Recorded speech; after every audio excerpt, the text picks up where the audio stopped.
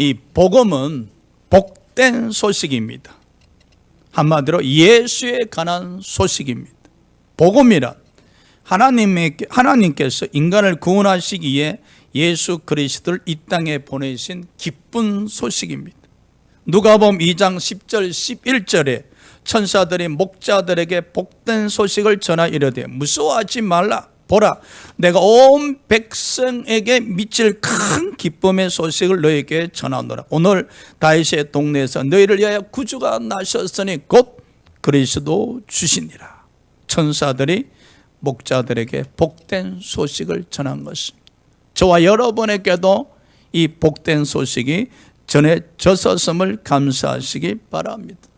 요한복음 3장 16절은 복음에 대해서 가장 잘 설명하고 있는 구절입니다. 하나님이 세상을 이처럼 사랑하사 독생자를 주셨으니 이는 저를 믿는 자마다 멸망치 않고 영생을 얻게 하려 하심이라. 복음은 기쁜 소식으로 예수에 관한 소식입니다. 그래서 우리는 날마다 이 예수에 관한 소식인 이 복음을 접해야 하십니다. 할렐루야. 복음을 항상 만나는 저와 여러분이 되셔야 됩니다. 그래서 오늘은 바울의 복음에 대한 자세란 제목으로 말씀을 전하고자 합니다. 첫 번째, 바울은 이 복음을 부끄러워하지 아니했었습니다. 로마서 1장 16절입니다. 우리 합독합시다. 내가 복음을 부끄러워하지 아니하노니 이 복음은 모든 믿는 자에게 구원을 주시는 하나님의 능력이 되며 먼저는 유대인에게요 그리고 헬라인에게로다. 바울은 복음을 부끄러워하지 아니한다고 고백했었습니다. 왜? 바울은 복음의 능력을 알았기 때문에 복음을 부끄러워하지 않은 것입니다. 복음의 능력은 모든 믿는 자에게 구원을 주시는 하나님의 능력입니다. 바로 이 하나님의 능력으로 저와 여러분이 구원받았음을 기억하시기 바랍니다. 복음을 부끄러워하지 아니하고 바울은 복음을 자랑한 것입니다. 복음을 부끄러워하지 아니한 사람들은요, 성전에 있든지 집에 있든지 어디서든지 예수 이야기뿐입니다. 그리고 교회 다니는 이야기를 자주 하곤 합니다. 전철에서나 길에서나 만나는 사람들마다 예수 천당 불신 지옥을 외칩니다. 예수 이야기할 때, 교회 이야기할 때 전혀 부끄러워하지 아니하고 자랑을 한다는 사실. 그리고 자신이 크리스찬이라는 것을 당당하게 고백을 한다는 사실입니다. 우리는 이 크리스찬이라고 만나는 사람들에게 당당하게 이야기하고 있는지 한번 생각해 보시기 바랍니다. 소천하신 우리 이공자 권사님이 그럽디다. 목사님, 예수가 너무 좋아요.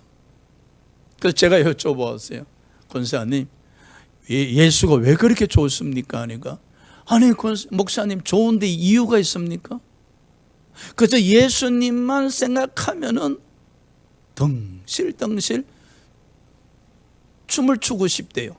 자, 한번 생각해 보십시오. 전혀 복음에 대해서 부끄러워하지 아니했었습니다.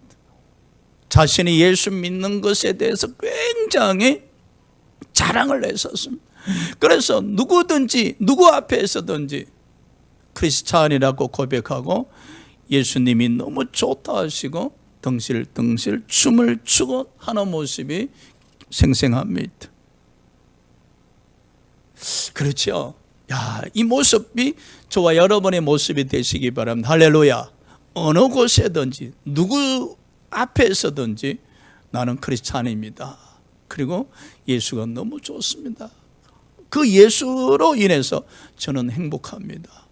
신바람 납니다. 살만 납니다. 예수가 제 신랑입니다. 이렇게 복음을 부끄러워하지 않고 자랑하면서 내가 크리스찬이라고 당당하게 이야기할 수 있어야 하지 않는가. 반면에 복음을 부끄러워하는 사람들이 있어요. 주일날 교회 오시다가 아는 사람을 만났어. 어디 가세요? 저기 간대요. 저기가 어디요? 그러니까 저기 간다. 그 발음 잘못하면 절에 간다는 뜻이요. 예? 그러니까 주일날 교회 오시다가 아는 사람 만나시면은 교회 가는데 같이 갑시다. 할렐루야. 그렇게 이야기하면 얼마나 좋아요. 교회 다니는 것을 숨기고 말을 하지 않습니다. 그리고 이 복음을 부끄러워하는 사람은 자기가 어느 교회 출석하는지 이야기를 안 해. 어느 교회 다니세요? 대생교회 다닌다고 이야기하면 되지. 만일에 여의도 순복음교회나 연세중앙교회 다니신다면 저 연세중앙교회 다니고 있습니다 이렇게 이야기할 거 아니에요. 여러분, 복음을 자랑하는 사람은 자기가 출석하는 교회를 부끄러워하지 않습니다. 할렐루야.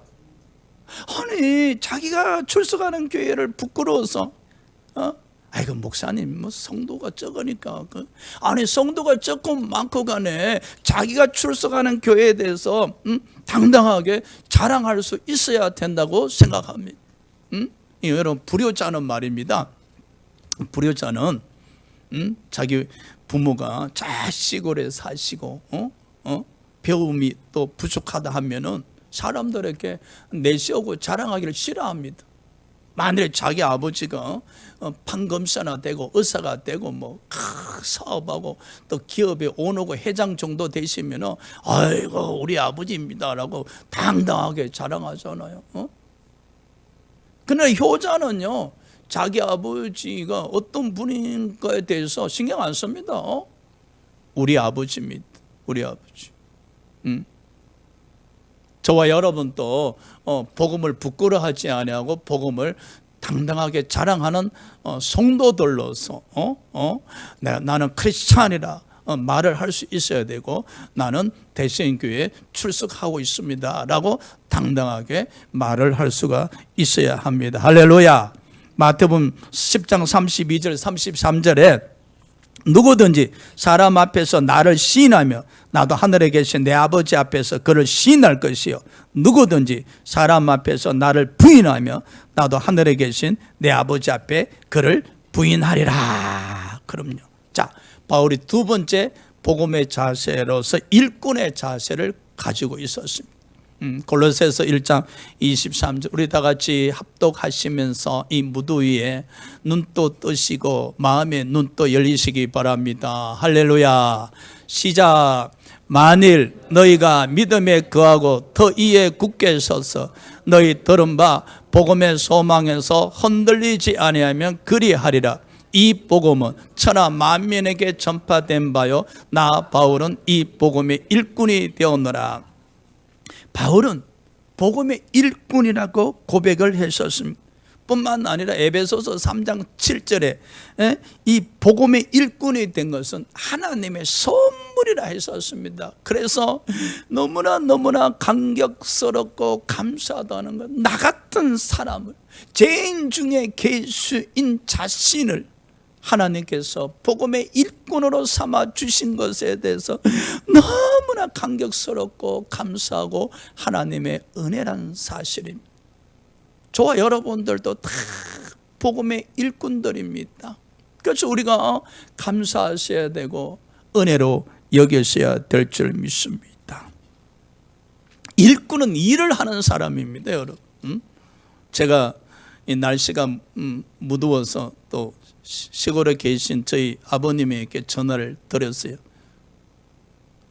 이 날씨가 더우신데 혹시 일하러 가시지 않으셨습니까? 하니까 일을 하고 있대요. 아니 지금 온도가 지금 몇 도이신데 일을 하고 계십니까? 아유, 평생을 일하다가 보니까 더운 날씨인지 모르겠다는 겁니다. 일꾼입니다, 여러분. 평생을 일을 하시다가 보니까 날씨가 더웠을 때도 일을 하셨고, 날씨가 추웠을 때도 일을 하셨고, 비바람이 몰아칠 때도 일을 했었고, 바람이 불 때도 일을 했었기 때문에 일꾼들은 날씨가 덥고 춥고 바람이 오든 비가 오든 신경을 안 쓴다는 겁니다. 눈만 뜨면은 일터에 가서 일을 하는 것이 몸에 배어 있고 습관이었다는 사실입니다. 그러니까 날씨와 상관없이 들판에 가서 일을 하고 계신 겁니다. 자식 입장에서 안타깝지만은 어쩔 수가 없는 현실인 것 같고, 사랑하는 여러분, 우리는 복음의 일꾼입니다. 이 하나님이 일하는 것이 몸에 배어 있어야 돼요. 그냥 눈만 뜨면은 나는 복음의 일꾼이야. 복음의 일꾼. 복음의 일꾼이 하는 일이 뭡니까?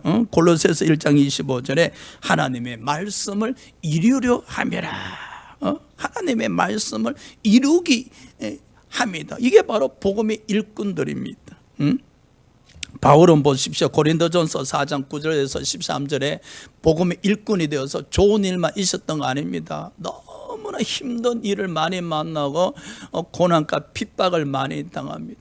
바울이 얼마나 똑똑한 사람입니까? 천재입니다, 천재. 그런데도 이 복음의 일꾼이 되어서 사람들로부터 무시당하고 어리석은 자가 되고 줄이고 목마르고 헐벗고 매맞으며 모욕을 당하며 세상의 더러운 것과 만물의 찌꺼기 같이 되었었습니다. 한마디로 천시를 당했다는 거예요. 아니, 복음의 일꾼이 되었으면 하나님으로부터 대접을 받아야 하지 않았겠습니까? 정반대입니다. 바울은 복음의 일꾼에 대해서 하나님이 일을 할 때는 정말로 고통을 당했다는 겁니다. 우리도 한번 생각해 보십시오.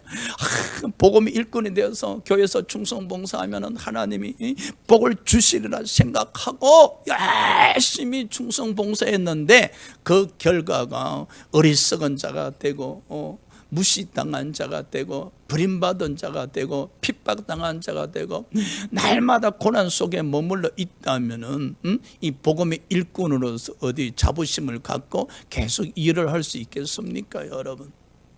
여러분, 복음의 일꾼은요, 무익한 종의 자세를 가져야 돼요. 누가복음 17장에 예수께서 무익한 종에 대해서 말씀하셨는데, 무익한 종은 들녘에 가서 아침부터 해가 저물 때까지 일을 합니다. 그리고 저녁에 집에 돌아오면은 그 주인을 위해서 또 밥상을 차려야 됩니다. 주인이 식사할 동안 옆에 서서 수종을 듭니다.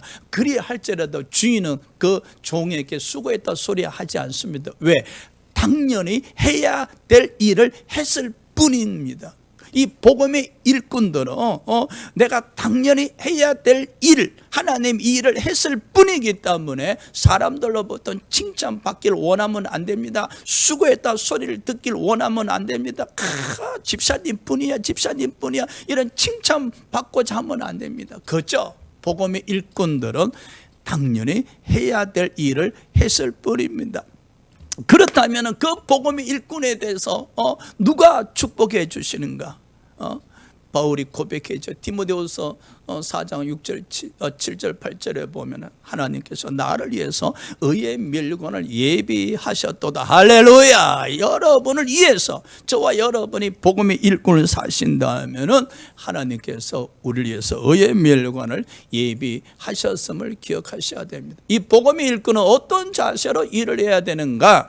골로새서 1장 29절에 우리 안에 역사하시는 성령의 역사에 따라 우리는 힘써 일해야 된다는 겁니다. 즉 성령이 공급하신 힘으로 우리 안에 역사하시는 성령의 역사에 따라, 즉 성령의 인도하심에 따라 성령과 함께 우리가 힘써 수고해야 된다는 사실입니다. 세상 사람들은 그냥 눈만 뜨면 자기 힘으로 열심히 일하면 되시지만은 이 복음의 일꾼은 아닙니다. 우리 안에 역사하시는 성령의 능력을 의지해서 힘써 수고해야 된다는 사실을 기억하시기 바랍니다. 데살로니가전서 2장 8절에 바울은 복음의 일꾼으로 목숨을 주기까지 기뻐했다 했었습니다. 그것뿐만 아니라 데살로니가전서 2장 9절에 바울은 복음의 일꾼으로 밤낮으로 일을 하면서 하나님의 복음을 전했다는 사실. 밤낮으로. 그러면 복음의 일꾼들에게는 어떤 축복이 있는가? 하루는 베드로가 예수께 질문했었습니다. 저희들이 복음의 일꾼이 되어서 모든 것을 버리고 주를 따라 싸운 적 우리가 무엇을 얻을 수 있사오리까? 그때 주님이 말씀하셨죠. 복음 일꾼들에 대해서 여러 배를 얻을 뿐만 아니라 영생을 상속하리라. 이 땅에서도 여러 따블의 축복을 얻을 뿐만 아니라 영생을 얻으리라. 할렐루야. 그럼요. 로마서 8장 18절에 바울은 복음의 일꾼들이 고난을 당하나 장차 나타날 그 영광에 비교할 수 없다고 그럽니다. 이 복음의 일꾼들이 장차 하늘나라에서 누릴 그 영광, 이 땅에서 잠시 당하는 고난과는 비교할 수 없다는 사실입니다. 그래서 저와 여러분이 복음의 일꾼들로서 충성하고 또 충성해야 될 줄 믿습니다. 마태복음 9장 37절에 예수께서 제자들에게 이르시되 추수할 것이 많되 일꾼이 적다 하셨습니다. 추수할 것이 많되 복음의 일꾼이 적다 하셨습니다. 우리는 복음의 일꾼이 되어야 합니다. 복음의 일꾼이 되도록 자원하셔야 됩니다. 복음의 일꾼 되도록 성령 충만하셔야 됩니다. 그래서 이제 추수할 일꾼들이 되셔야 하심을 기억하시기 바랍니다. 세 번째, 바울은 이 복음에 대한 자세로서 생명을 바치는 자세를 가졌습니다. 사도행전 20장 24절. 자, 우리 합독합시다. 시작. 내가 달려갈 길과 주 예수께 받은 사명 곧 하나님의 은혜의 복음을 증언하는 일을 마치려 하면은 나의 생명조차 조금도 귀한 것으로 여기지 아니하노라. 제가 여러분의 잠도 깨게 할 겸 제가 지난주에 기도를 갔어요. 그 매주 가다시피 지금 하고 있는데 그 오설리 금식 기도는 그 성전이 엄청나게 크잖아요. 근데 예배 드리는 성도님이 제가 이렇게 보니까 한 200여 명 되네. 200여 명이 예배를 드리는데 갑자기 하나님의 간섭이 임하셨어요. 이 큰 성전에 성도가 200명에 불과하지만은 이렇게 시원하게 에어컨을 틀어주니 얼마나 감사할 일인가. 저는 늘 성전에 갈 때마다 그걸 당연하게 여기거든요. 여의도 순복음교회에서 운영하는 거기 때문에 이 정도야 얼마든지 운영이 되지 않나. 아주 그 당연한 걸로. 근데 그날따라 이게 당연한 게 아니에요. 하나님께서 간섭하셔서 이 큰 성전에 성도가 200명 채 되지 아니함에도 24시간을 에어컨을 틀어준다는 것은 얼마나 하나님의 은혜인가. 그러면서 내 마음에 시원하다는 생각이 들어요. 그러면서 또 하나님의 간섭이 임하셔서 이 큰 성전을 24시간 에어컨 돌리려면은 돈이 얼마나 많이 들어가겠냐. 돈이 얼마나 많이 들어가겠냐. 그러 너도 헌금 좀 해라. 할렐루야. 아니 예배를 드리는데 성령께서 마음에 간섭하셔서 이렇게 시원한 곳에서 예배 드리고 있는 게 하나님의 은혜가 아닌가. 고로 너도 헌금을 해라. 그 성령님의 간섭이 임하셔서 그래서 제가 알았습니다 하고 헌금을 드리고 왔습니다. 할렐루야. 드리고 왔는데 교회 내려왔는데 공부하러 오신 어떤 목사님이 교회 통장에다가 제가 헌금 드린 것보다 한 20배 이상을 입금을 하셨어. 할렐루야. 별로 감동이 없네. 그래서 제가 전화를 드려서 아니 목사님 왜 이렇게 우리에게 헌금을 하셔서 하니까 하나님의 뜻이에요. 더 이상 알려고 하지 마세요 하고 뭐 끊어버리시더라고. 네 감사합니다 하고 이제 끊었는데, 사랑하는 여러분, 우리가 신앙생활을 하면서 매 순간순간마다 하나님의 간섭이 임하셨을 때 순종하는 자세를 가지셔야 됩니다. 할렐루야. 내가 순종했을 때 하나님이 축복하시든 하지 아니하시든 하나님께서 간섭이 임했었을 때는 우리가 순종하는 자세. 요즘 이 무더위의 가운데에서도 기도원에 제가 매주마다 올라가는 이유가 하나님의 간섭하심입니다. 하나님의 간섭하심이 기도를 좀 했었으면 좋겠다는 마음을 자꾸 주셔가, 뭐 얼마든지 성전에서도 기도할 수 있지만은 그래도 기도원에 가면은 집중해서 기도할 수가 있으니까. 사랑하는 여러분, 복음을 믿는 자들은, 이 복음을 늘 가까이 하는 사람들은 이 하나님의 간섭하심이 우리 삶 속에 임했었을 때 즉시 순종하는 자세를 가지셔야 된다. 자, 우리 24절 다시 한번 합독합시다. 시작. 내가 달려갈 길과 주 예수께 받은 사명 곧 하나님의 은혜의 복음을 증언하는 일을 마치려 하면은 나의 생명조차 조금도 귀한 것으로 여기지 아니하노라. 아멘. 사도 바울은요, 복음을 증거하는 일에 자기 생명을 조금도 귀한 것으로 여기지 아니한 데 있었습니다. 복음을 위하여 순교할 각오를 하였었습니다. 이 믿음의 선진들은 생명을 바치면서 복음을 전했었습니다. 여러분, 네로 황제는요, 기독교인들을 잡아다가 사자의 밥이 되게 하였을 뿐만 아니라 불태워 죽이기까지 했었습니다. 그들이 복음을 위하여 생명을 바쳤던 이유가 무엇입니까? 단 하나입니다. 영원한 천국을 바라보았기 때문입니다. 이 천국의 믿음을 가진 자들만이 이 복음을 위해서 생명을 바칠 수가 있습니다. 그래서 이 복된 소식, 예수에 관한 복된 소식을 날마다 만나는 사람들은요, 반드시 이 천국에 대한 소망을 가지셔야 됩니다. 우리는 이 땅이 영원토록 사는 것 아닙니다. 이 땅에서 너무 오래 살려고도 몸부림치지 마시고요, 이제나 저제나 주님 오시면, 아니면 주님이 부르시면 가셔야 됩니다. 가실 준비를 하시면서 항상 하늘나라에 대한 소망을 가지고 사셔야 됩니다. 할렐루야. 하늘나라 소망. 제가 가끔 목사님들에게도 여쭤보거든요. 천국이 그립습니까? 천국이 너무너무 가고 싶습니까? 라고 하면은 대개 목사님들은 아멘 그럽니다. 그럼 제가 그러죠. 그럼 지금 가세요. 천국이 그립고 그렇게 좋으시면은 지금 가세요. 그러면은 목사님 아직 갈 데가 멀었대요. 왜요? 아이고, 우리 자식들 아직 시집장가 아무도 안 갔는데 일단은 시집장가 보내놓고 가야 되는데요.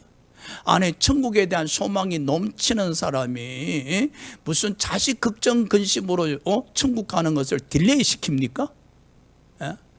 여러분이 우리가 천국에 대한 소망이 넘치면요, 자기 생명조차도 아끼지 않는다고. 자기 생명조차 바칠 수 있는 사람이 무슨 땅의 것으로 말미암아 걱정 근심하면서 천국 가는 것을 연기하시겠습니까? 우리가 신앙생활을 하면서 정말로 이 복음이 우리에게 복된 소식이 되고 기쁜 소식이 되려면요, 우리 안에 천국에 대한 소망이 있어야 됩니다. 할렐루야. 그래서 날마다 우리 안에서 천국의 소망이 성장하셔야 돼요. 천국의 소망이 성장해서 어느 순간에 가셨을 때 이제 눈만 뜨면은 하나님 나라가 그리워져야 돼요. 하늘나라는 얼마나 좋을까? 하늘나라 얼마나 아름다울까? 이런 생각에 빠지셔야 됩니다. 그런 생각에 자꾸 깊어져 갈 때에 아버지 나 이제 하늘나라 가고 싶어요. 아버지가 계시는 하늘나라 가고 싶은데 저 지금 데려가면 안 돼요. 이런 독백의 기도가 자기도 모르게 막 흘러나와야 됩니다. 할렐루야. 그런 사람은요, 이 땅에 살면서도 예수로 말미암아 행복한 사람이고 기쁜 사람이고 아마 신바람 나는 사람이라 여겨집니다. 네 번째, 바울의 복음에 대한 자세로서 복음만 전하는 자세를 가졌습니다. 고린도전서 1장 17절 우리 다 같이 합독합시다. 시작. 그리스도께서 나를 보내심은 세례를 베풀게 하려 하심이 아니요 오직 복음을 전하게 하려 하심이로되 말의 지혜로 하지 아니하면 그리스도의 십자가가 헛되지 않게 하려 함이라. 아멘. 바울은 그리스도께서 자신을 보낸 것은 오직 복음을 전하게 하려 하심이라 했었습니다. 이 당시에 고린도 교회에 파벌이 생겼어요. 바울파, 그리스도파, 베드로파, 아볼로파, 세례를 베풀면서 파벌이 형성이 된 거예요. 그래서 바울이 이 고린도 교회를 보니까 너무나 안타까웠어요. 그래서 바울이 이르되 내가 십자가를 졌냐?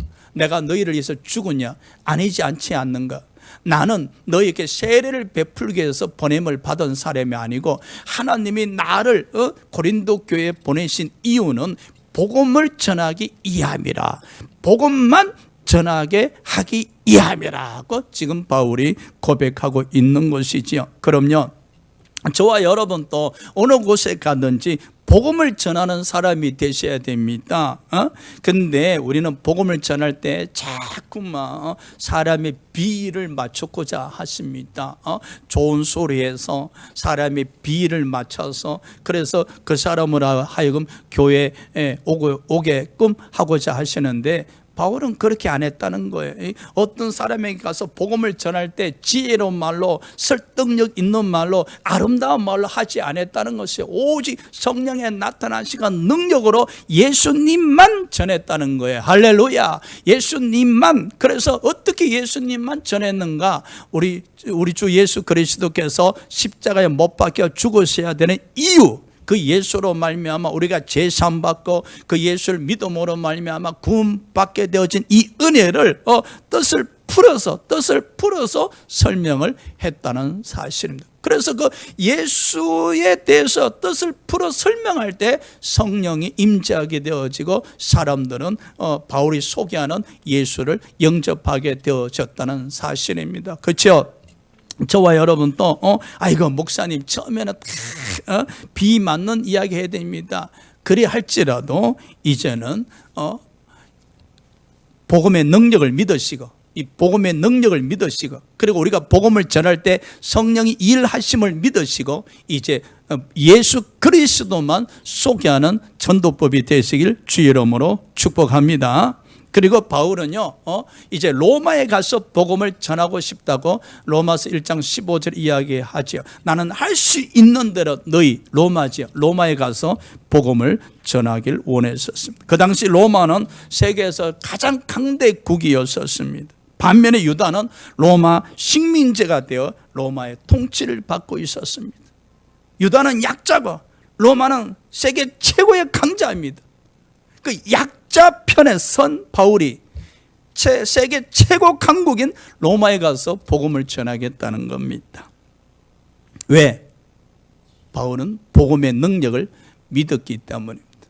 오늘날 우리에게 한번 적용해 볼까요? 우리는 가끔 이게 전도하러 나갈 때 아주 만만한 사람에게 전도하잖아요. 나이 많으신 분들 아니면 어린 아이들에게 전도를 시도하거든요. 왜? 복음의 능력을 믿고 전도하는 것이 아니라 자신의 능력까지만 의지하고 전도하는 것이죠. 그러니까 나이 드신 분들이 만만하고 또 전도하기도 쉬운 대상 같고 또 어린아이에게도 자기가 또 믿음하고 상관없이 이렇게 쉽게 이야기할 수 있으니까 그래서 접근하지요. 그런데 바울은 안 그랬어요. 당시 유대가 세계에서 가장 약한 나라에 불과했잖아요. 그럼에도 불구하고 바울은 그 당시에 가장 강대국인 로마 백성들에게 복음을 전하고자 했었습니다. 왜? 복음의 능력이 로마의 능력보다 더 큼을 믿었기 때문입니다.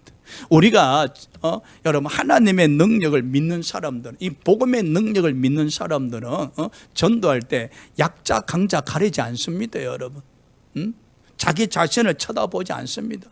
저런 사람 예수 믿을까? 저렇게 돈 많은 사람 예수 믿을까? 저렇게 권력 가진 자 예수 믿을까? 내가 가서 이야기하면 만나 주기는 하겠어. 이런 생각 안 가진다는 거예요. 바울은 복음의 능력을 믿었기 때문에 하나님보다 더 강자가 어딨냐? 로마가 세계 최고의 강자일지라도 역시 하나님의 통치를 받는 나라에 불과하지 않는가? 그래서 바울은 이 복음으로 그 당시 최고의 강대국인 로마를 정복하고자 했다는 겁니다. 복음의 능력을 믿었기 때문에. 그래서 실제적으로 바울의 믿음대로 복음에 의해서 로마가 정복됩니다, 여러분. 할렐루야. 우리가 이 복음만 전하는 신앙의 자세를 가져야 됩니다. 그래야 할 때 복음의 능력을 믿으셔야 됩니다. 나를 믿지 말고 나의 처지를 들여다보지 마시고 생각하지 마시고 우리의 처지는 약한 자도 있고 강한 자도 있고 배운 자도 있고 못 배운 자도 있고 천차만별이잖아요. 그럴지라도 우리는 복음의 능력을 믿게 되어지면 전도의 대상에 대해서는 가릴 것 없는 것이죠. 왜? 이 세상의 사람들 중에 가진 자들 중에 이 복음의 능력보다 더 강한 자는 없기 때문입니다. 그래서 바울은 아주 당당하게 자신 있게 복음만 전하는 신앙의 자세를 가졌고, 그리고 복음 전할 때 사람 비위 맞추지 않고 막 설득해서 전도하려고 하지 않고 온갖 미사오고 동원해서 아름다운 말로 전도하려고 하지 않아요 하고 그저 십자가에 못 박히신 예수를 소개했었고 그 예수를 믿으면 제사함 받고 그 예수를 믿으면 구원 받을 수 있다는 그 은혜를 소개했을 뿐이었다는 사실입니다. 자, 사랑하는 여러분, 마가복음 16장 5절 15절에 보니까 천하 만민에게 다니면서 복음을 전파하라 그랬었습니다. 천하 만민에게 다니면서 복음을 전파하라 했었습니다. 그렇기 때문에 저와 여러분은 천하 만민이 어딥니까? 온 세상 사람들에게 복음을 전하는 믿음의 자세를 가지시길 주의 이름으로 축복합니다. 그리고 마가복음 1장 15절에 예수께서 갈릴리 오셔서 복음을 믿으라 하셨습니다. 복음을 믿으라. 할렐루야. 예수께서 우리에게도 말씀하십니다. 복음을 믿어라. 믿어라. 우리는 복음을 믿어야 됩니다. 복음을 믿는다는 것은 예수 그리스도를 믿는 것입니다. 17년 동안 선임으로 있다가 목사가 되신 분이 있습니다. 그는 하루는 시주 받으러 어느 집을 방문하니 시주 자리에 성경책을 넣어주면서 이것은 살아계신 하나님의 말씀이니 한번 읽어보라 했었습니다. 이 선임은 그 길로 절에 돌아와서 그 성경을 읽기 시작했었습니다. 그 성경을 읽으면서 예수 그리스도를 믿음으로 말미암은 제사함, 부활, 영생 등등이 믿어지기 시작했었습니다. 복음이 믿어졌었습니다. 그리고 복음을 믿었었습니다. 그리고 목사가 되었었습니다. 이 은혜가 저와 여러분에게 이미 임하셨습니다. 할렐루야. 이 은혜가 여러분 가족들 위에 넘치기를 주의 이름으로 축복합니다. 예수께서 복음을 믿으라 하셨습니다. 우리는 십자가의 복음을 믿어야 합니다. 십자가의 복음, 저와 여러분의 죄값을 짊어지시고 보혈의 피를 흘린 십자가의 복음, 그 예수 그리스도를 믿는 자마다 어렵게 여기신다는 그 십자가의 복음을 믿으셔야 됩니다. 그리고 우리는 부활의 복음을 믿으셔야 됩니다. 언젠간 저와 여러분이 앞서거니 뒤서거니가 다 죽습니다. 그럴지라도 주님 이 땅에 다시 오실 때 우리는 반드시 다시 살아나게 되어 있습니다. 우리가 이 부활의 믿음을 가지게 되어진다면 죽음의 공포와 죽음의 종노릇 하는 것으로부터 자유함을 얻을 수가 있습니다. 그래서 한번 죽는 거 영원히 죽는 것이 아닙니다. 주님 오시면은 우리는 다시 살아나는 은혜를 가지고 있기에 우리는 이 부활의 복음을 믿어야 됩니다. 그리고 주님이 약속하셨습니다. 다시 오시리라. 재림의 복음을 믿으셔야 됩니다. 사도행전 1장 11절에 두 천사가 이르되 갈릴리 사람들은 어찌하여 하늘을 쳐다보고 있는가? 이 예수는 하늘로 올라가신 그대로 다시 오시리라. 할렐루야. 저와 여러분이 이제나 저제나 오실까 싶어서 주님을 기다리고 있지 않습니까? 그러니까 이 재림의 복음을 믿으셔야 되고, 마지막으로 믿는 자에게 선물로 주시는 영생의 복음을 믿으셔야 된다. 할렐루야. 이 영생의 복음, 그래서 우리가 주님이 이 땅에 오시고 주님 나라에 이제 합류했었을 때 그 주님과 함께 영원토록 주님과 함께 거할 수 있지 않겠습니까? 그래서 영원한 생명, 영생의 복음을 우리는 믿으셔야 됩니다. 예수께서 분명히 말씀하셨습니다. 복음을 믿어라. 십자가의 복음을 믿으시기 바랍니다. 부활의 복음을 믿으시기 바랍니다. 재림의 복음을 믿으시기 바랍니다. 영생의 복음을 믿으시기를 주의 이름으로 축복합니다. 할렐루야. 기도합시다.